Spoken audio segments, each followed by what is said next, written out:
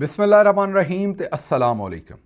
29 ਜੁਲਾਈ ਪਾਕਿਸਤਾਨ ਦੇ ਵਿੱਚ ਮੰਗਲ ਦੀ ਦੁਪਹਿਰ ਤੇ ਅੱਜ ਦੇ ਪੰਜਾਬੀ ਵੀਲੌਗ 'ਚ ਚੜ੍ਹਦੇ ਤੇ ਲਹਿੰਦੇ ਪੰਜਾਬ ਦੇ ਸੱਜਣਾ ਤੇ ਮਿੱਤਰਾਂ, ਭੈਣਾਂ ਤੇ ਭਰਾਵਾਂ, ਮਾਵਾਂ ਤੇ ਬਜ਼ੁਰਗਾਂ ਨੂੰ ਜੀ ਆਇਆਂ ਨੂੰ। ਅੱਜ ਦੀ ਸਭ ਤੋਂ ਪਹਿਲੀ ਖਬਰ ਜਿਹੜੀ ਤੁਹਾਡੇ ਨਾਲ ਸਾਂਝੀ ਕਰਨੀ ਹੈ ਉਹ ਖਬਰ ਜ਼ੁਲਫਕਾਰ ਅਲੀ ਭੁੱਟੋ ਜੂਨੀਅਰ। ਜੀ ਹਾਂ, ਤੁਹਾਨੂੰ ਪਤਾ ਹੈ ਜ਼ੁਲਫਕਾਰ ਅਲੀ ਭੁੱਟੋ ਸੀਨੀਅਰ ਜਿਹੜੇ ਜਿਨ੍ਹਾਂ ਨੂੰ ਸਜ਼ਾਏ ਮੌਤ ਦੇ ਛੱਡੀ ਸੀ, ਪਾਕਿਸਤਾਨ ਦੇ ਵਜ਼ੀਰ ਆਜ਼ਮ ਵੀ ਰਹੇ ਨੇ, ਬੇਨਜ਼ੀਰ ਸਾਹਿਬਾ ਦੇ ਵਾਲਦ ਸਾਹਿਬ ਵੀ, ਉਹਨਾਂ ਦੇ ਇੱਕ ਪੁੱਤਰ ਮੀਰ ਮੁਰਤਜ਼ਾ ਭੁੱਟੋ ਵੀ ਸਨ ਜਿਨ੍ਹਾਂ ਨੂੰ ਕਰਾਚੀ ਦੇ ਵਿੱਚ ਕਤਲ ਕਰ ਦਿੱਤਾ ਗਿਆ ਸੀ ਔਰ ਪੁਲਿਸ ਮੁਕਾਬਲੇ 'ਚ ਮਰਵਾਇਆ ਗਿਆ ਸੀ। ਉਹਨਾਂ ਦਾ ਜਿਹੜਾ ਸਾਹਿਬਜ਼ਾਦਾ ਹੈ, ਇੱਕ ਤਾਂ ਉਹਨਾਂ ਦੀ ਸਾਹਿਬਜ਼ਾਦੀ ਫਾਤਮਾ ਭੁੱਟੋ ਹੈ, ਤੁਸੀਂ ਜਾਣਦੇ ਹੋ ਲਿਖਾਰੀ ਹੈ, ਉਹ ਆਰਟੀਕਲਸ ਲਿਖਦੇ ਨੇ ਪੂਰੀ ਦੁਨੀਆ ਦੇ ਵਿੱਚ। ਉਹਨਾਂ ਦਾ ਜ਼ਰਾ ਸਿਆਸਤ ਦੇ ਨਾਲ ਦਿਲਚਸਪੀ ਡਿਫਰੈਂਟ ਕਿਸਮ ਦੀ ਹੈ, ਇਸ ਤਰ੍ਹਾਂ ਦੀ ਨਹੀਂ, ਸਹਾਫੀਆਨਾ ਤਰੀਕੇ ਦੀ ਦਿਲਚਸਪੀ ਹੈ, ਲੇਕਿਨ ਬਾਕੀ ਸਿਆਸਤ ਅਮਲੀ ਤੌਰ 'ਤੇ ਉਹ ਨਹੀਂ ਕਰਨਾ ਚਾਹੁੰਦੀਆਂ। ਉਹਨਾਂ ਦਾ ਬੇਟਾ ਮੀਰ ਮੁਰਤਜ਼ਾ ਭੁੱਟੋ ਜਿਹੜੇ ਜਿਨ੍ਹਾਂ ਨੂੰ ਕਤਲ ਕਰਵਾ ਦਿੱਤਾ ਗਿਆ ਸੀ, ਜ਼ੁਲਫਕਾਰ ਅਲੀ ਭੁੱਟੋ ਦੇ ਸਾਹਿਬਜ਼ਾਦੇ, ਉਹਨਾਂ ਦੇ ਬੇਟੇ ਦਾ ਨਾਂ ਜ਼ੁਲਫਕਾਰ ਅਲੀ ਭੁੱਟੋ ਜੂਨੀਅਰ ਹੈ। ਜ਼ੁਲਫਕਾਰ ਅਲੀ ਭੁੱਟੋ ਜੂਨੀਅਰ ਨੇ ਹੁਣ ਇਹ ਫੈਸਲਾ ਕੀਤਾ ਹੈ ਕਿ ਉਹਨਾਂ ਲਾੜਕਾਣੇ ਤੋਂ ਇਲੈਕਸ਼ਨ ਲੜਨਾ। ਹੁਣ ਲੱਗਦਾ ਤਾਂ ਇਹ ਹੈ ਕਿ ਉਹ ਬਿਲਾਵਲ ਜ਼ਰਦਾਰੀ ਦੇ ਖਿਲਾਫ ਉੱਥੋਂ ਇਲੈਕਸ਼ਨ ਲੜਨਗੇ। ਇਹ ਹੁਣ ਜੋੜ ਪੈਂਦਾ ਹੋਇਆ ਨਜ਼ਰ ਆ ਰਿਹਾ ਹੈ, ਕਿਉਂਕਿ ਪਾਕਿਸਤਾਨ ਦਾ ਹਰ ਜਗ੍ਹਾ ਦੇ ਆਪਣੇ ਅਸੂਲ ਹੁੰਦੇ ਨੇ। ਇਸ ਖਿੱਤੇ ਦੇ ਜਿਹੜੇ ਅਸੂਲ ਨੇ ਉਹਦੇ ਹਿਸਾਬ ਨਾਲ ਜਿਹੜਾ, ਅਗਰ ਵੈਸੇ ਤਾਂ ਸਿਆਸਤ ਵਿਰਾਸਤ ਨਹੀਂ ਹੁੰਦੀ ਕਿਸੇ ਦੀ ਵੀ, ਲੇਕਿਨ ਅੱਜ ਹੀ ਹੁਣ ਇਸ ਖਬਰ ਦੇ ਵਿੱਚ ਇੱਕ ਹੋਰ ਖਬਰ ਹੈ, ਔਰ ਉਹ ਖਬਰ ਹੈ ਕਿ ਗਵਰਨਰ ਪੰਜਾਬ ਨੇ ਅੱਜ ਹੀ ਇਹ ਬਿਆਨ ਦਿੱਤਾ ਹੈ ਕਿ ਬੇਨਜ਼ੀਰ ਭੁੱਟੋ ਸਾਹਿਬਾ ਪਾਕਿਸਤਾਨ ਪੀਪਲਜ਼ ਪਾਰਟੀ ਨੂੰ ਵਸੀਅਤ ਦੇ ਵਿੱਚ ਆਸਿਫ ਅਲੀ ਜ਼ਰਦਾਰੀ ਸਾਹਿਬ ਨੂੰ ਦੇ ਕੇ ਗਈਆਂ ਨੇ। ਔਰ ਅੱਗੋਂ ਫਿਰ ਜ਼ਾਹਿਰ ਹੈ ਇਹ ਗਵਰਨਰ ਸਾਹਿਬ ਨੇ ਅਗਲੀ ਗੱਲ ਨਹੀਂ ਕਹੀ, ਉਹ ਮੈਂ ਕਹਿ ਰਿਹਾ ਕਿ ਅੱਗੋਂ ਵਸੀਅਤ ਦੇ ਵਿੱਚ ਫਿਰ ਉਹਨਾਂ ਨੇ ਬਿਲਾਵਲ ਸਾਹਿਬ ਨੂੰ ਦੇ ਛੱਡੀ। ਅਤੇ ਇੱਥੇ ਕਿਉਂਕਿ ਵੈਸੇ ਤਾਂ ਪੋਲੀਟੀਕਲ ਪਾਰਟੀਜ਼ ਜਿਹੜੀਆਂ ਆਈਡੀਓਲੋਜੀ 'ਤੇ ਹੋਣੀਆਂ ਚਾਹੀਦੀਆਂ ਨੇ, ਆਪਣੇ ਆਪਣੇ ਕੰਮ 'ਤੇ ਹੋਣੀਆਂ ਚਾਹੀਦੀਆਂ ਨੇ, ਲੇਕਿਨ ਸਾਡਾ ਖਿੱਤਾ ਜੋ ਇਹੋ ਜਿਹਾ ਹੋਇਆ ਕਿ ਇੱਥੇ ਵਿਰਾਸਤ 'ਤੇ ਹੀ ਕੰਮ ਚੱਲਦਾ ਹੈ। ਅਤੇ ਅਗਰ ਫਿਰ ਵਿਰਾਸਤ 'ਤੇ ਚੱਲਦਾ ਹੈ ਤਾਂ ਫਿਰ ਉਸ ਜਗ੍ਹਾ ਦੇ ਜਿਹੜੇ ਕਾਨੂੰਨ ਨੇ ਉਹਨਾਂ ਨੂੰ ਵੇਖਣਾ ਪੈਣਾ, ਜਿਹੜੇ ਮਾਸ਼ਰਤੀ ਤੌਰ 'ਤੇ ਵਿਰਾਸਤ ਦੇ ਕਾਨੂੰਨ ਨੇ। ਅਤੇ ਅਗਰ ਫਿਰ ਕੰਮ ਵਿਰਾਸਤ 'ਤੇ ਹੀ ਚਲਾਉਣਾ ਹੈ ਤਾਂ ਫਿਰ ਉਸ ਹਿਸਾਬ ਨਾਲ ਤਾਂ ਇਹਦੇ ਜਿਹੜੇ ਅਸਲ ਹੱਕਦਾਰ ਨੇ ਉਹ ਫਿਰ ਮੁਰਤਜ਼ਾ ਭੁੱਟੋ ਸਾਹਿਬ ਸਨ, ਅਤੇ ਉਸ ਤੋਂ ਬਾਅਦ ਉਹਨਾਂ ਦੇ ਸਾਹਿਬਜ਼ਾਦੇ ਨੇ। ਹੁਣ ਇਹ ਉਹ ਕਲੇਮ ਕਰਨ ਦਾ ਉਹਨਾਂ ਫੈਸਲਾ ਤਾਂ ਕਰ ਲਿਆ ਔਰ ਉਹਨਾਂ ਐਲਾਨ ਵੀ ਕਰ ਛੱਡਿਆ। ਅਤੇ ਸਾਨੂੰ ਇਹ ਸਮਝ ਆ ਰਹੀ ਹੈ, ਮੈਨੂੰ ਕਮ ਅਜ਼ ਕਮ ਆ ਰਹੀ ਹੈ, ਕਿ ਪਾਕਿਸਤਾਨੀ ਮਿਲਟਰੀ ਜਨਰਲਸ ਕਿਸੇ ਸੂਰਤ ਵੀ ਜ਼ੁਲਫਕਾਰ ਅਲੀ ਭੁੱਟੋ ਜੂਨੀਅਰ ਦਾ ਰਾਹ ਨਹੀਂ ਡੱਕਣਗੇ। ਮੈਂ ਇਹ ਨਹੀਂ ਕਹਿ ਰਿਹਾ ਉਹਨਾਂ ਨੂੰ ਸਪੋਰਟ ਕਰਨਗੇ, ਲੇਕਿਨ ਰਾਹ ਨਹੀਂ ਡੱਕਣਗੇ। ਉਹਦੀ ਵਜ੍ਹਾ ਕੀ ਹੈ? ਉਹ ਚਾਹਣਗੇ ਕਿ ਕੋਈ ਸਾਵਾਂ ਹੋ ਕੇ ਜ਼ਰਾ ਪੀਪਲਜ਼ ਪਾਰਟੀ ਦਾ ਵੀ ਸਾਵਾਂ ਹੋ ਕੇ ਆਵੇ, ਤਾਂ ਕਿ ਪੀਪਲਜ਼ ਪਾਰਟੀ ਜਿਹੜੀ ਅੰਦਰੂਨੇ ਸਿੰਧ ਉਹਨਾਂ ਨੂੰ ਅਕਸਰ ਬਲੈਕਮੇਲ ਕਰਦੀ ਹੈ ਇਸਟੈਬਲਿਸ਼ਮੈਂਟ ਨੂੰ, ਉਹ ਬਲੈਕਮੇਲਿੰਗ ਇਹਨਾਂ ਦੀ ਮੁੱਕ ਜਾਏ। ਇਹ ਬੜਾ ਇੰਟਰਸਟਿੰਗ ਟਾਕਰਾ ਹੋਏਗਾ ਆਉਣ ਵਾਲੇ ਦਿਨਾਂ ਦੇ ਵਿੱਚ। ਇਸ ਵੇਲੇ ਤਾਂ ਕੜਮਾਸ ਹੋਰ ਮਚਿਆ ਹੋਇਆ ਜ਼ਾਹਿਰ ਹੈ, ਅਤੇ ਇਸ ਲਈ ਇਸ ਗੱਲ ਦੇ ਉੱਤੇ ਲੋਕਾਂ ਦੀ ਏਡੀ ਨਾ ਨਜ਼ਰ ਹੈ ਅਤੇ ਨਾ ਸੋਚ ਹੈ। ਲੇਕਿਨ ਇਹ ਮੈਂ ਤੁਹਾਨੂੰ ਦੱਸ ਦਿਆਂ ਕਿ ਆਉਣ ਵਾਲੇ ਮਹੀਨਿਆਂ ਸਾਲਾਂ ਦੇ ਵਿੱਚ ਇਹ ਜੋ ਕੁਝ ਅੰਦਰੂਨੇ ਸਿੰਧ ਦੇ ਵਿੱਚ ਹੋਣਾ ਹੈ ਉਹ ਬੜਾ ਇੰਟਰਸਟਿੰਗ ਹੋਣਾ ਹੈ। ਬਿਲਾਵਲ ਜ਼ਰਦਾਰੀ ਸਾਹਿਬ ਨੂੰ ਵੀ ਉੱਥੋਂ 60 ਵੱਜਣੀ ਹੈ, ਸਿਆਸੀ ਤੌਰ 'ਤੇ ਮੈਂ ਗੱਲ ਕਰਨਾ। ਅਤੇ ਜਿਹੜਾ ਜ਼ੁਲਫਕਾਰ ਅਲੀ ਭੁੱਟੋ ਜੂਨੀਅਰ ਹੈ ਉਹ ਤਾਂ ਸਿਫਰ 'ਤੇ ਖਲੋਤਾ ਹੈ ਨਾ ਇਸ ਵੇਲੇ। ਸਿਫਰ ਮਤਲਬ ਕਿ ਉਹਨਾਂ 'ਤੇ ਸਿਆਸਤ ਹੁਣ ਸ਼ੁਰੂ ਕਰਨੀ, ਸਿਫਰ ਤੋਂ ਕਰਨੀ, ਉਹਨਾਂ 'ਤੇ ਗੇਨ ਹੀ ਗੇਨ ਕਰਨਾ। ਅਤੇ ਜਿਹੜਾ ਉਹਨਾਂ ਦਾ ਗੇਨ ਹੋਣਾ ਹੈ ਉਹ ਬਿਲਾਵਲ ਸਾਹਿਬ ਦਾ ਅਤੇ ਪੀਪਲਜ਼ ਪਾਰਟੀ ਦਾ ਲਾਸ ਹੋਣਾ ਹੈ। ਇਸ ਲਈ ਹੁਣ ਵੇਖਦੇ ਕਿ ਕਿੰਨਾ ਗੇਨ ਕਰਦੇ ਨੇ ਜ਼ੁਲਫਕਾਰ ਅਲੀ ਭੁੱਟੋ ਜੂਨੀਅਰ ਅਤੇ ਬਿਲਾਵਲ ਸਾਹਿਬ ਕਿੰਨਾ ਲੂਜ਼ ਕਰਦੇ ਨੇ। ਅਗਰ ਸਿੰਧ ਤੋਂ ਕੁਝ ਦੋਸਤ, ਇਸ ਤੋਂ ਮੈਂ ਕਹਿਣ ਡਿਆ ਸਿੰਧੀ ਦੋਸਤ ਵੀ ਸਾਡੇ ਭਰਾ ਜਿਹੜੇ ਨੇ ਉਹ ਵੀ, ਔਰ ਉਰਦੂ ਸਪੀਕਿੰਗ ਵੀ ਕਈ ਪੰਜਾਬੀ ਵੀਲੌਗ ਸੁਣਦੇ ਨੇ ਮੈਨੂੰ ਪਤਾ ਹੈ, ਲੇਕਿਨ ਖਸੂਸੀ ਤੌਰ 'ਤੇ ਸਿੰਧ ਦੇ ਵਿੱਚ, ਅੰਦਰੂਨੇ ਸਿੰਧ 'ਚ ਬਹੁਤ ਸਾਰੇ ਪੰਜਾਬੀ ਵੀ ਆਬਾਦ ਨੇ ਜਿਹੜੇ 1870, 1860, 1890 ਉਹਨਾਂ ਸਾਲਾਂ ਦੇ ਵਿੱਚ ਪੰਜਾਬ ਤੋਂ, ਉਸ ਵੇਲੇ ਇੰਡੀਅਨ ਜ਼ਾਹਿਰ ਹੈ ਲਾਰਜਰ ਇੰਡੀਆ ਦੇ ਵਿੱਚ ਬ੍ਰਿਟਿਸ਼ ਰਾਜ ਸੀ, ਅਤੇ ਉਸ ਵੇਲੇ ਉਹ ਮਾਈਗਰੇਟ ਕਰਕੇ ਉੱਧਰ ਗਏ ਨੇ ਬਦੀਨ ਔਰ ਦੂਸਰੀ ਇਲਾਕਿਆਂ ਦੇ ਵਿੱਚ। ਅਤੇ ਉਹ ਲੇਕਿਨ ਪੰਜਾਬੀ ਸਮਝਦੇ ਨੇ, ਬੋਲਦੇ ਨੇ, ਅਤੇ ਔਰ ਕਿਉਂਕਿ ਉਹ ਪੰਜਾਬੀ ਨੇ, ਉਹ ਦੋਸਤ ਜਿਹੜੇ ਨੇ ਜਿਹੜੇ ਸਿੰਧ ਦੇ ਅੰਦਰੂਨੀ ਹਾਲਾਤ ਨੂੰ ਸਮਝਦੇ ਨੇ, ਉਹ ਗਰਾਊਂਡ ਦੇ ਉੱਤੇ ਚੀਜ਼ਾਂ ਨੂੰ ਕੀ ਦੇਖ ਰਹੇ ਨੇ। ਅਗਰ ਤੁਸੀਂ ਇੱਥੇ ਮੌਜੂਦ ਹੋ ਤਾਂ ਜ਼ਰੂਰ ਕੌਮੈਂਟ ਕਰਕੇ ਸਾਨੂੰ ਦੱਸਣਾ। ਮੈਂ ਤੁਹਾਡੇ ਕੌਮੈਂਟ ਬਿਲਕੁਲ ਪੜ੍ਹਨਾ, ਜਵਾਬ ਮੈਂ ਨਹੀਂ ਦੇ ਪਾਉਂਦਾ ਸਾਰਿਆਂ ਦੇ, ਲੇਕਿਨ ਮੇਰੀ ਟੀਮ ਤੁਹਾਡੇ ਕੌਮੈਂਟਸ ਫਿਲਟਰ ਵੀ ਕਰਦੀ ਹੈ, ਮੈਂ ਖੁਦ ਵੀ ਪੜ੍ਹਨਾ, ਔਰ ਅਸੀਂ ਤੁਹਾਡੀ ਜਿਹੜੀ ਰਾਏ ਉਹਦੇ ਤੋਂ ਹਮੇਸ਼ਾ ਸਿੱਖੀਦਾ ਹੈ। ਅੱਗੇ ਚੱਲਦੇ ਹਾਂ।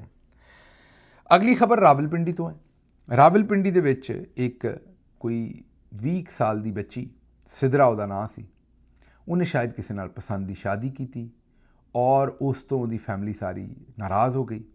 ਉਹਨਾਂ ਨੇ ਉਹਨੂੰ ਗਲਾ ਦਬਾ ਕੇ ਕਤਲ ਕਰ ਦਿੱਤਾ।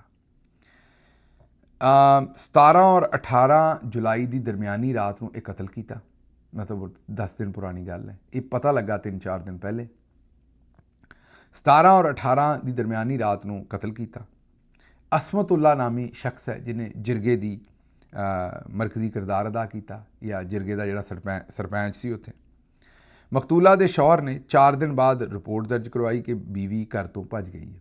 ਸ਼ਾਦੀशुदा ਸੀ ਇਹ ਮਕਤੂਲਾ ਸ਼ਾਇਦ, ਅਤੇ ਇਹ ਹੁਣ ਕੁਝ ਇਲਜ਼ਾਮ ਲਾਉਂਦੇ ਨੇ ਕਿ ਇਹਨੇ ਕਿਤੇ ਹੋਰ ਸ਼ਾਦੀ ਕੀਤੀ ਸੀ। ਹੁਣ ਐਗਜ਼ੈਕਟਲੀ ਇਹਨਾਂ ਗੱਲਾਂ ਦਾ ਨਹੀਂ ਪਤਾ ਕਿ ਇਹਨਾਂ 'ਚ ਕੀ ਹਕੀਕਤ ਹੈ, ਲੇਕਿਨ ਜਿਹੜਾ ਇੱਕ ਸ਼ੌਹਰ ਸਾਹਮਣੇ ਹੁਣ ਆਇਆ ਜਿਹੜਾ ਇਸ ਸਾਰੇ ਕਤਲ 'ਚ ਸ਼ਾਮਿਲ ਸੀ, ਉਹਨੇ 4 ਦਿਨ ਬਾਅਦ, ਮਤਲਬ ਇਹ ਤੁਸੀਂ ਸੋਚੋ ਕਿ 17-18 ਨੂੰ ਇਹ ਸਭ ਕੁਝ ਹੋਇਆ, ਅਤੇ ਉਹਨੇ ਕੋਈ 22-23 ਤਾਰੀਖ ਨੂੰ ਜਾ ਕੇ ਪੁਲਿਸ ਨੂੰ ਕਿਹਾ ਕਿ ਮੇਰੀ ਬੇਗਮ ਭੱਜ ਗਈ ਹੈ, ਮੈਨੂੰ ਲੱਭਣ ਨਹੀਂ ਰਹੀ।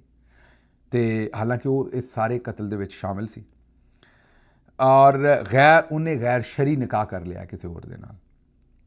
ਪੁਲਿਸ ਨੇ ਮੁਕੱਦਮੇ ਦੇ ਵਿੱਚ ਜ਼ਾਹਿਰ ਹੈ ਜਿਸ ਵੇਲੇ ਤਫਤੀਸ਼ ਕੀਤੀ ਤਾਂ ਉਹਨਾਂ ਨੂੰ ਮਾਮਲਾ ਹੀ ਕੁਝ ਹੋਰ ਨਜ਼ਰ ਆਇਆ, ਔਰ ਪਤਾ ਲੱਗਾ ਕਿ ਇਸ ਜਿਰਗੇ ਸਾਰੇ ਨੇ ਇਕੱਠੇ ਹੋ ਕੇ, ਇਹਦੇ ਵਿੱਚ ਔਰਤਾਂ ਵੀ ਮੌਜੂਦ ਸਨ, ਬੰਦੇ ਵੀ ਮੌਜੂਦ ਸਨ, ਔਰ ਪਹਿਲਾਂ ਉਹਨਾਂ ਨੇ ਇਹਦੇ 'ਚ ਜਿਹੜੀ ਸਭ ਤੋਂ ਖਤਰਨਾਕ ਗੱਲ ਹੈ ਨਾ, ਉਹ ਇਹ ਹੈ ਕਿ ਅਸਮਤੁੱਲਾ ਜਿਹਨੇ ਜਿਰਗਾ ਕੀਤਾ, ਜਿਹੜਾ ਪੈਂਚ ਸੀ ਇੱਥੇ, ਜਿਹਨੇ ਇਸ ਦਾ ਫੈਸਲਾ ਕੀਤਾ ਕਿ ਇਹਨੂੰ ਕਤਲ ਕਰ ਦਿਓ, ਔਰ ਫਿਰ ਉਹਦੀ ਮੌਜੂਦਗੀ 'ਚ ਉੱਥੇ ਕਤਲ ਕਰ ਦਿੱਤਾ ਗਿਆ ਗਲਾ ਘੁੱਟ ਕੇ।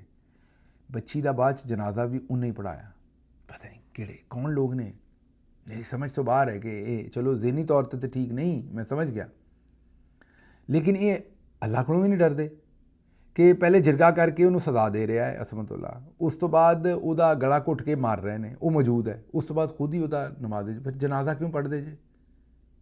ਮਤਲਬ ਤੁਸੀਂ ਕਿਉਂ ਪੜ੍ਹਦੇ ਜੇ? ਕੋਈ ਹੋਰ ਪੜ੍ਹੇ ਸਮਝੇ? ਤੁਸੀਂ ਤਾਂ ਉਹਨੂੰ ਇੰਨਾ ਬੁਰਾ ਸਮਝਿਆ ਕਿ ਤੁਸੀਂ ਤਾਂ ਉਹਨੂੰ ਇਨਸਾਨ ਵੀ ਨਹੀਂ ਸਮਝਿਆ। ਮੁਸਲਮਾਨ ਤੇ ਛੱਡ ਦਿਓ, ਮੁਸਲਮਾਨ ਤਾਂ ਇੱਕ ਬਹੁਤ ਉਸ ਤੋਂ ਅਗਲੀ ਕਿ ਤੁਸੀਂ ਕਿਸੇ ਬੰਦੇ ਦਾ ਇਹਤਰਾਮ ਕਰਦੇ ਹੋ, ਉਹਦੇ ਮਜ਼ਹਬੀ ਅਕਾਇਦ ਦਾ ਇਹਤਰਾਮ ਕਰਦੇ ਹੋ, ਉਹਦੇ ਇਨਸਾਨ ਹੀ ਨਹੀਂ ਸਮਝਿਆ ਉਹਨੂੰ।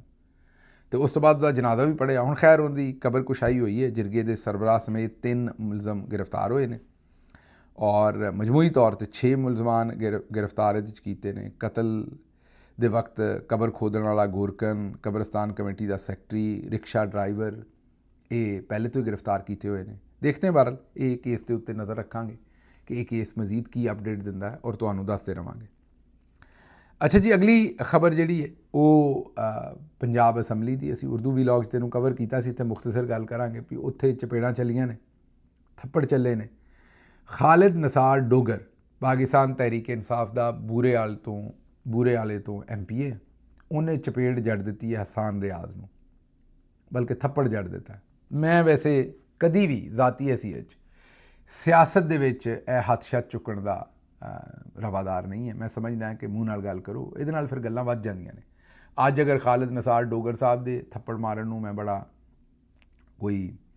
ਇਹਨੂੰ ਬੜਾ ਪ੍ਰਮੋਟ ਕਰਾਂ, ਅਤੇ ਫਿਰ ਕੱਲ੍ਹ ਨੂੰ ਜ਼ਾਹਿਰ ਹੈ ਇਹੋ ਜਿਹੀ ਹਰਕਤ ਕਿਸੇ ਸਾਡੇ ਬੰਦੇ ਨਾਲ ਵੀ ਹੋ ਸਕਦੀ ਹੈ, ਫਿਰ ਉਹਨੂੰ ਵੀ ਪ੍ਰਮੋਟ ਕਰਨਾ ਪਏਗਾ, ਇਹ ਦੂਜੀ ਪਾਰਟ। ਇਹਦੇ ਨਾਲ ਫਿਰ ਵਾਇਲੈਂਸ ਵੱਧਦਾ ਰਹਿੰਦਾ, ਅਤੇ ਅਸੈਂਬਲੀ 'ਚ ਨਹੀਂ ਹੋਣਾ ਚਾਹੀਦਾ। ਲੇਕਿਨ ਬਹਰਹਾਲ ਹੋਇਆ ਜੋ ਕੁਝ ਹੈ ਉਹ ਤੁਹਾਡੇ ਸਾਹਮਣੇ ਜੋ ਸੂਰਤ ਹਾਲ ਜਿਹੜੀ ਹੈ ਉਹ ਬਣੀ ਹੈ ਉੱਥੇ, ਕਿ ਹੁਣ ਇਸ ਵੇਲੇ ਕਾਫੀ ਤਸ਼ਨਗੀ ਵੱਧਦੀ ਜਾ ਰਹੀ ਹੈ।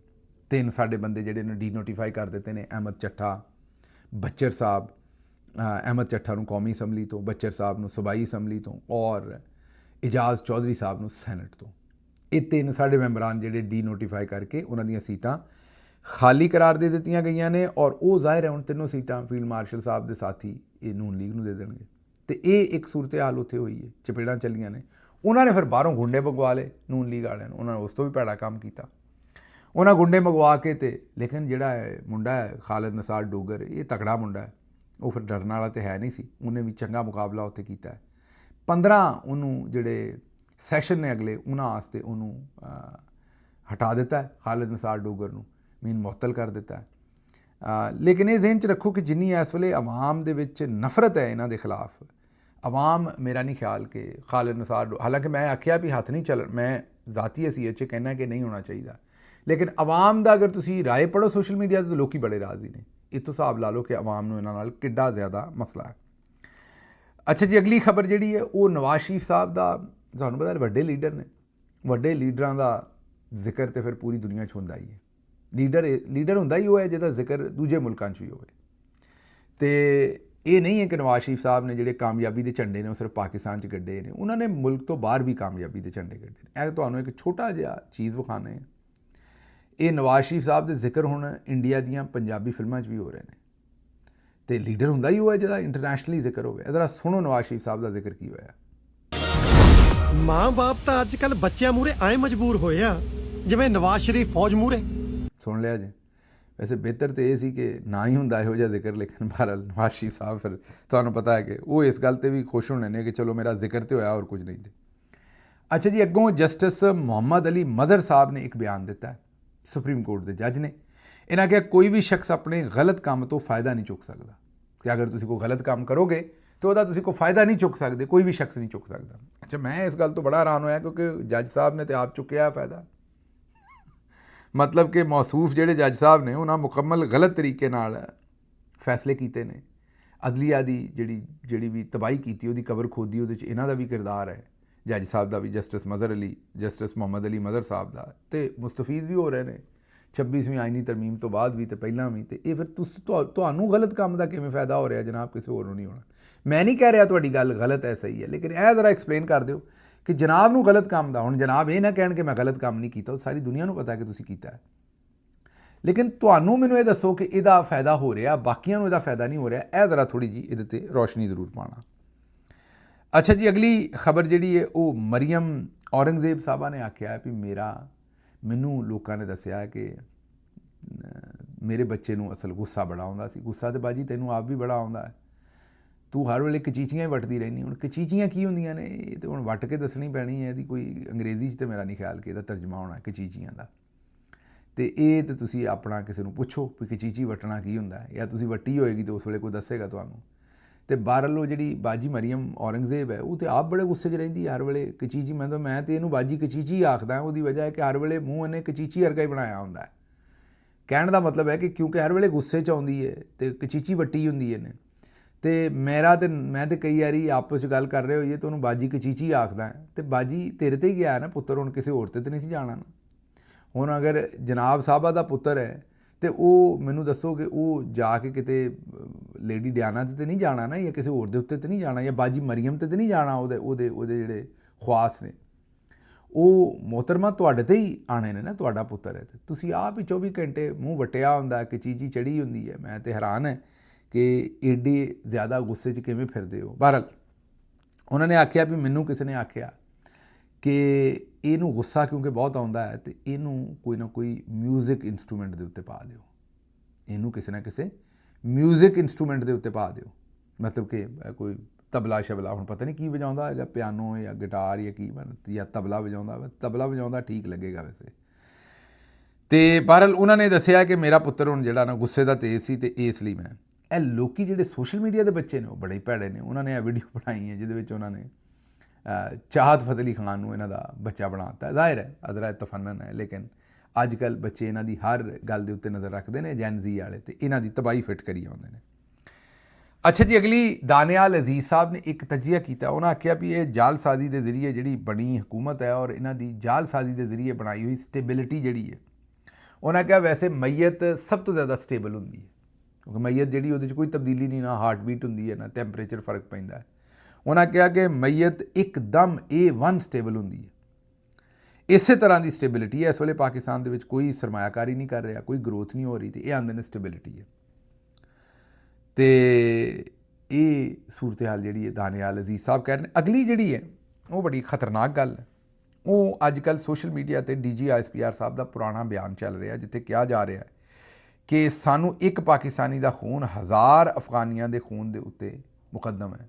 ਸਾਡੇ ਲਈ ਉਹ ਜ਼ਿਆਦਾ ਅਹਿਮ ਹੈ ਕਿ ਇੱਕ ਪਾਕਿਸਤਾਨੀ ਦਾ ਖੂਨ ਨਾ ਬਵੇ, ਭਾਵੇਂ 1000 ਅਫਗਾਨੀਆਂ ਦਾ ਖੂਨ ਬਵੇ। ਮੈਂ ਤਾਂ ਉਸ ਵੇਲੇ ਵੀ ਆਖਿਆ ਸੀ ਵੀ ਇਹ ਮੁਨਾਸਿਬ ਗੱਲ ਨਹੀਂ। ਅਫਗਾਨਿਸਤਾਨ ਸਾਡਾ ਬ੍ਰਦਰਲੀ ਕੰਟਰੀ ਹੈ, ਨਾ ਵੀ ਹੋਵੇ ਬ੍ਰਦਰਲੀ, ਕੋਈ ਵੀ ਕੰਟਰੀ ਹੋਵੇ, ਕਿਸੇ ਦੇ ਵੀ ਸ਼ਹਿਰੀਆਂ। ਹਾਂ, ਇਹ ਅਸੀਂ ਕਹੀਏ ਕਿ ਸਾਡੇ ਆਪਣੇ ਸ਼ਹਿਰੀਆਂ ਦਾ ਜਿਹੜਾ ਖੂਨ ਹੈ ਉਹ ਸਾਨੂੰ ਬੜਾ ਅਹਿਮ ਹੈ, ਲੇਕਿਨ ਹੁਣ ਇਹਦੇ ਉੱਤੇ ਸਬਾ ਜ਼ਾਹਦ ਸਾਹਿਬਾ ਲਿਖਦੀਆਂ ਨੇ। ਉਹਨਾਂ ਨੇ ਪੁੱਛਿਆ ਹੈ ਕਿ ਜਨਾਬ ਦੱਸੋ ਵੀ ਬੰਗਾਲੀ ਪਾਕਿਸਤਾਨੀ ਨਹੀਂ ਸੀ, ਇਹ ਪਖਤੂਨ ਪਾਕਿਸਤਾਨੀ ਨਹੀਂ, ਇਹ ਜੋ 26 ਨਵੰਬਰ ਨੂੰ ਸਿੰਧੀਆਂ ਨਾਲ, ਪਖਤੂਨਾਂ ਨਾਲ, ਪੰਜਾਬੀਆਂ ਨਾਲ, ਕਸ਼ਮੀਰੀਆਂ ਨਾਲ, ਗਿਲਗਿਤ ਬਲਤਿਸਤਾਨ ਵਾਲਿਆਂ ਨਾਲ, ਮਤਲਬ ਬਲੋਚਿਸਤਾਨ ਵਾਲਿਆਂ ਨਾਲ, ਇਹ ਜਿਨ੍ਹਾਂ ਜੋ ਸਾਰੇ ਕੋਈ ਸੂਬਾ ਰਹਿ ਨਹੀਂ ਸੀ ਗਿਆ ਉਰਦੂ ਸਪੀਕਿੰਗ ਤੋਂ ਲੈ ਕੇ ਹਰ ਕਮਿਊਨਿਟੀ ਜਿਹੜੀ ਪਾਕਿਸਤਾਨ ਦੀ ਕੋਈ ਨਹੀਂ ਸੀ ਰਹਿ ਗਈ। ਇਹ 26 ਨਵੰਬਰ ਜਿਹੜੇ ਸਾਰਿਆਂ ਦੇ ਸ਼ਹੀਦ ਹੋਏ ਕੀ ਉਹ ਪਾਕਿਸਤਾਨੀ ਨਹੀਂ ਸਨ? ਉਹਨਾਂ ਨੂੰ ਵੀ ਤਾਂ ਗੋਲੀਆਂ ਮਾਰੀਆਂ ਗਈਆਂ ਨੇ, ਅਤੇ ਇਹ ਜਵਾਬ ਦੇ ਤਾਂ ਤੁਹਾਨੂੰ ਹੋਣਾ ਪੈਣਾ ਇੱਕ ਦਿਨ। ਉਹਨਾਂ ਨੇ ਕਿਹਾ ਇਸ ਤਰ੍ਹਾਂ ਨਾ ਹੁਣ ਇਹ ਵਾਲਾ ਮੰਨਣ ਨਾ ਦੱਸੋ ਸਾਨੂੰ। ਹੁਣ ਲੋਕਾਂ ਨੂੰ ਇਹਨਾਂ ਗੱਲਾਂ ਦੀ ਸਮਝ ਆ ਗਈ ਹੈ। ਅੱਛਾ ਜੀ, ਅਗਲੀ ਖਬਰ ਬੜੀ ਇੰਟਰਸਟਿੰਗ ਹੈ। ਉਹ ਸਾਲੇ ਜ਼ਾਫਰ ਸਾਹਿਬ, ਇਹਨਾਂ ਦਾ ਵੀ ਇੱਕ ਆਪਣਾ ਹੀ ਮਕਾਮ ਹੈ। ਮਤਲਬ ਜਰਨਲਿਜ਼ਮ ਦੇ ਕਈ ਜੌਨਰਾਸ ਨੇ ਨਾ, ਇਹਨਾਂ ਦਾ ਆਪਣਾ ਹੀ ਜੌਨਰਾ ਹੈ, ਇਹਨਾਂ ਦੇ ਆਪਣੇ ਹੀ ਮਕਾਮ ਨੇ। ਮਤਲਬ ਜਿਸ ਤਰ੍ਹਾਂ ਕਿਤਾਬਾਂ ਦੀਆਂ ਦੁਕਾਨਾਂ ਹੁੰਦੀਆਂ ਨੇ, ਕਿਤਾਬਾਂ ਦੀਆਂ ਲਾਇਬ੍ਰੇਰੀਆਂ ਹੁੰਦੀਆਂ ਨੇ, ਫਿਰ ਕਿਸੇ ਟ੍ਰੇਨ ਦੇ ਫਾਟਕ ਦੇ ਲਾਗੇ, ਕਿਸੇ ਹੋਰ ਬੜੀ ਤੰਗ ਜੀ ਗਲੀ ਦੇ ਵਿੱਚ ਉਹ ਗੰਦੇ ਨਾਵਲ ਵੇਚਣ ਵਾਲੇ ਵੀ ਇੱਕ ਕਿਤਾਬਾਂ ਦੀ ਦੁਕਾਨ ਹੁੰਦੀ ਹੈ, ਉਹ ਗੰਦੇ ਗਲੀਜ਼ ਨਾਵਲ ਵੇਚਦੇ ਨੇ ਉੱਥੇ। ਅਤੇ ਇਹ ਸਾਲੇ ਜ਼ਾਫਰ ਸਾਹਿਬ ਵੀ ਇਸੇ ਤਰੀਕੇ ਨਾਲ ਜਿਹੜੇ ਨੇ ਸਹਾਫਤ ਦੇ ਵਿੱਚ ਇਹਨਾਂ ਦਾ ਵੀ ਉਹੋ ਜਿਹੀ, ਇਹਨਾਂ ਨੇ ਵੀ ਦੁਕਾਨ ਇੱਕ ਪਾਸੇ 'ਤੇ ਲਾਈ ਹੈ, ਉੱਥੇ ਇਹੋ ਜਿਹੀਆਂ ਖਬਰਾਂ ਦਿੰਦੇ ਨੇ ਜਿਹੜੀਆਂ ਸਵਾਏ ਮਾਲਿਸ਼ ਤੋਂ ਹੋਰ ਕੋਈ ਕੰਮ ਨਹੀਂ। ਔਰ ਇਹ ਬਸ ਕਲਮ ਨਾਲ, ਮੂੰਹ ਨਾਲ, ਜਿਹੜਾ ਵੀ ਇਹਨਾਂ ਨੂੰ ਜਿਹੜਾ ਮੌਕਾ ਵੀ ਮਿਲੇ ਉਹਦੇ ਨਾਲ ਮਾਲਿਸ਼ ਕਰਦੇ ਰਹਿੰਦੇ ਨੇ। ਇਹਨਾਂ ਨੇ ਕਿਹਾ ਜੀ ਗਧੇ ਦਾ ਗੋਸ਼ਤ ਇਨਸਾਨਾਂ ਨੂੰ ਖਿਲਾਉਣਾ ਗਧੇ ਦੇ ਨਾਲ ਜ਼ਿਆਦਤੀ ਹੈ, ਉਹ ਇੱਕ ਮਾਸੂਮ ਜਾਨਵਰ ਹੈ। ਜਦ ਤੁਸੀਂ ਵੀ ਮਾਸੂਮ ਹੋ ਤਾਂ ਖੋਤਾ ਵੀ ਮਾਸੂਮ ਹੈ, ਮੰਨ ਲਿਆ ਸੀ। ਘੋੜੇ ਦਾ ਗੋਸ਼ਤ ਸੈਂਟਰਲ ਏਸ਼ੀਆ 'ਚ ਖਾਇਆ ਜਾਂਦਾ ਹੈ। ਮੈਂ ਇੱਕ ਸਾਬਕ ਵਜ਼ੀਰ ਆਜ਼ਮ ਦੇ ਨਾਲ ਉੱਥੇ ਗਿਆ, ਉਹਨਾਂ ਨੇ ਸਾਨੂੰ ਘੋੜੇ ਦਾ ਗੋਸ਼ਤ ਦਿੱਤਾ। ਸਾਡੇ ਨਾਲ ਵਾਲੇ ਲੋਕਾਂ ਨੇ ਉਹਨੂੰ ਗਾਏ ਦਾ ਗੋਸ਼ਤ ਸਮਝ ਕੇ ਖਾ ਲਿਆ ਅਤੇ ਤਾਰੀਫਾਂ ਕਰਦੇ ਰਹੇ। ਮੈਨੂੰ ਮਲੂਨ ਸੀ ਅਤੇ ਮੈਂ ਵੀ ਮੁਸਕਰਾਉਂਦਾ ਰਿਹਾ ਅਤੇ ਵਜ਼ੀਰ ਆਜ਼ਮ ਵੀ ਮੁਸਕਰਾਉਂਦੇ ਰਹੇ। ਮਤਲਬ ਕਿ ਉਹ ਸਾਬਕ ਵਜ਼ੀਰ ਆਜ਼ਮ ਨੇ ਵੀ ਨਾ ਖਾਧਾ ਅਤੇ ਸਾਲੇ ਜ਼ਾਫਰ ਸਾਹਿਬ ਨੇ ਵੀ ਨਾ ਖਾਧਾ। ਸਾਲੇ ਜ਼ਾਫਰ ਸਾਹਿਬ, ਮੈਂ ਇਮਾਨਦਾਰੀ ਨਾਲ ਦੱਸਾਂ ਕਿ ਜਨਾਬ ਦੇ ਸਾਹਮਣੇ ਤਾਂ ਕੁੱਤੇ ਦਾ ਗੋਸ਼ਤ ਵੀ ਹੋਵੇ ਨਾ, ਮਾਜ਼ਰਤ ਮੇਰੇ ਤੋਂ ਵੱਡੇ ਹੋ ਤੁਸੀਂ, ਜਨਾਬ ਉਹ ਵੀ ਨਹੀਂ ਛੱਡਣਾ। ਮਤਲਬ ਤੁਸੀਂ ਕੋਈ ਸ਼ਾਇਦ ਛੱਡਣੀ ਨਹੀਂ, ਤੁਸੀਂ ਕਿਸ ਤਰ੍ਹਾਂ ਕਹਿ ਸਕਦੇ ਹੋ ਘੋੜੇ ਦਾ ਗੋਸ਼ਤ ਤੁਸੀਂ ਨਹੀਂ ਖਾਧਾ। ਹਾਂ, ਵੈਸੇ ਮੁਸਕਰਾਉਂਦੇ ਰਹੇ ਹੋਵੋਗੇ ਕਿਉਂਕਿ ਤੁਸੀਂ ਮੁਸਕਰਾਉਂਦੇ ਹੀ ਕੰਮ ਪਾਉਂਦੇ ਹੋ ਸਾਰਾ। ਅਤੇ ਉਹ ਵਜ਼ੀਰ ਆਜ਼ਮ ਮੇਰਾ ਖਿਆਲ ਤੁਹਾਡਾ ਨਵਾਜ਼ ਸ਼ਰੀਫ ਸਾਹਿਬ ਵੱਲ ਇਸ਼ਾਰਾ ਹੈ, ਅਤੇ ਉਹ ਵੀ ਨਹੀਂ ਛੱਡ ਸਕਦੇ। ਛੱਡਿਆ ਤੁਸੀਂ ਦੋਵਾਂ ਨੇ ਨਹੀਂ, ਲੇਕਿਨ ਹੁਣ ਤੁਸੀਂ ਜ਼ਰਾ ਕਰਿਸ਼ਮਾਤੀ ਕਿਸਮ ਦੇ ਇਫੈਕਟ ਪਾਉਣ ਵਾਸਤੇ ਸਟੋਰੀ ਦੇ ਵਿੱਚ ਇਹ ਗੱਲ ਸਾਨੂੰ ਦੱਸ ਰਹੇ ਹੋ। ਲਓ ਜੀ, ਮੈਨੂੰ ਇੱਥੋਂ ਦਿਓ ਇਜਾਜ਼ਤ। ਅਤੇ ਜਾਣ ਤੋਂ ਪਹਿਲਾਂ ਤੁਹਾਨੂੰ ਇਹ ਦੱਸਣਾ ਹੈ ਕਿ ਅਗਰ ਹਜੇ ਤੱਕ ਤੁਸੀਂ ਸਾਡਾ WhatsApp ਚੈਨਲ ਜੁਆਇਨ ਨਹੀਂ ਕੀਤਾ ਉਹ ਜ਼ਰੂਰ ਜੁਆਇਨ ਕਰੋ। ਉਹਦੇ ਥਰੂ ਅਸੀਂ ਤੁਹਾਨੂੰ ਕਾਫੀ ਸਾਰੀ ਮਟੀਰੀਅਲ ਔਰ ਚੀਜ਼ਾਂ ਭੇਜਦੇ ਰਹਿੰਦੇ। ਔਰ ਉਹਦੇ ਨਾਲ ਨਾਲ ਅਗਰ ਤੁਸੀਂ ਹਜੇ ਤੱਕ ਇਸ ਚੈਨਲ ਨੂੰ ਜੁਆਇਨ ਨਹੀਂ ਕੀਤਾ, ਸਬਸਕ੍ਰਾਈਬ ਨਹੀਂ ਕੀਤਾ, ਤਾਂ ਉਹ ਵੀ ਜ਼ਰੂਰ ਕਰੋ। ਮੈਨੂੰ ਇੱਥੋਂ ਦਿਓ ਇਜਾਜ਼ਤ। ਰੱਬ ਰੱਖਾ।